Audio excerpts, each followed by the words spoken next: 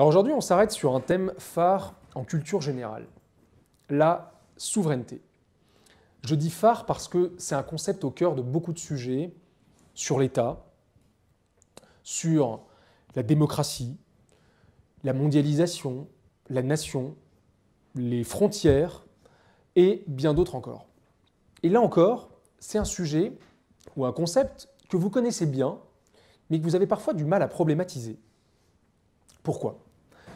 Parce qu'il y a plusieurs types de souveraineté, et que ces souverainetés, elles impliquent des régimes politiques très différents.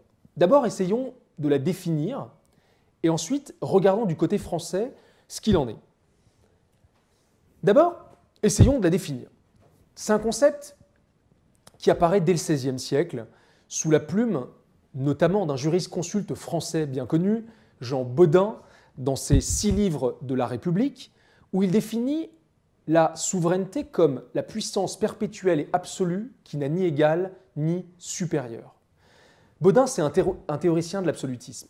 Et en fait, il faut se replacer dans le contexte. La souveraineté, elle est envisagée comme une puissance absolue qui doit permettre à son titulaire, ici c'est le monarque, d'affirmer une suprématie à l'intérieur de son royaume, c'est ce qu'on appelait la suzeraineté, et une indépendance vis-à-vis de l'extérieur, implicitement contre les prétentions de la papauté, ce qu'on appelait donc la souveraineté. Et finalement, 5 siècles plus tard, l'idée de souveraineté n'a pas franchement évolué.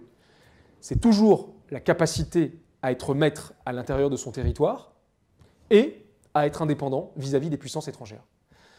Donc, qu'est-ce qui a véritablement changé ?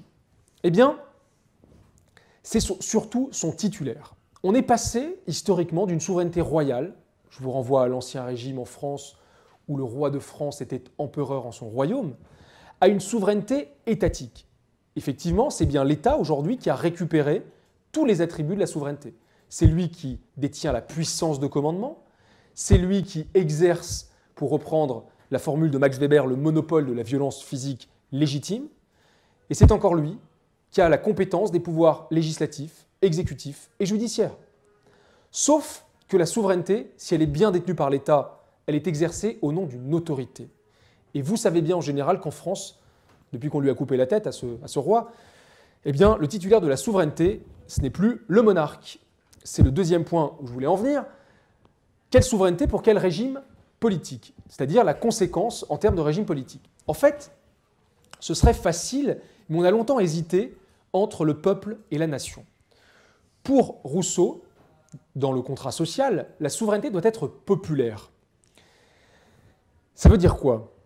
Ça veut dire qu'elle doit s'exprimer par chaque individu titulaire d'une parcelle de souveraineté. Ce qui implique ici un régime de démocratie directe où le peuple souverain est à la fois sujet et objet de la loi, où il est à la fois auteur et assujetti.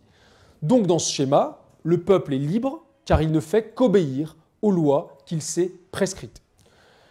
Pour Sieyès, en revanche, dans Qu'est-ce que le tiers-État ? La souveraineté doit appartenir à la nation. Oui, mais qu'est-ce que la nation sinon une entité abstraite et non physiquement interrogeable ? Alors, puisque la nation ne peut pas gouverner directement, il faut recourir à des mandataires, les fameux représentants.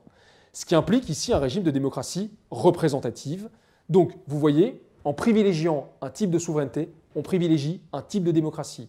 À souveraineté populaire, démocratie directe. À souveraineté nationale, démocratie représentative. Et dans notre pays, on a réussi, finalement, un miracle.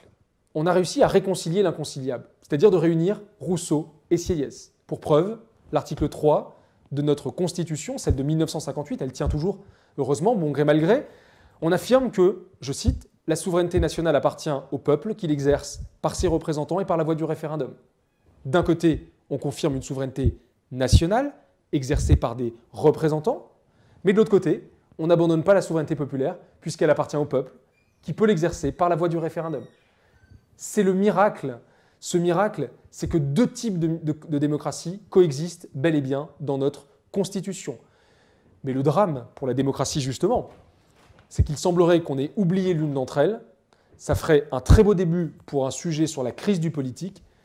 C'est pour ça d'ailleurs que je vous donne rendez-vous sur la chaîne de l'ISP pour une prochaine vidéo.